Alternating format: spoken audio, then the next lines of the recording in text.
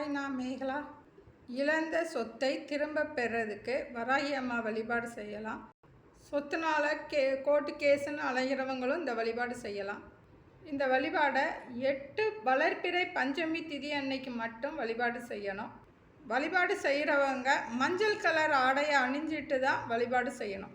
இந்த வழிபாடு செய்யும் பொழுது நம்ம மஞ்சள் பிள்ளையார் பிடிக்கிற மாதிரி மஞ்சள் வராகி பிடித்து வச்சு வழிபாடு செய்யணும்.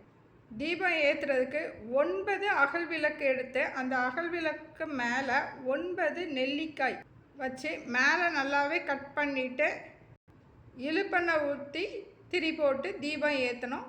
திரி கருநீல திரி பயன்படுத்தணும்.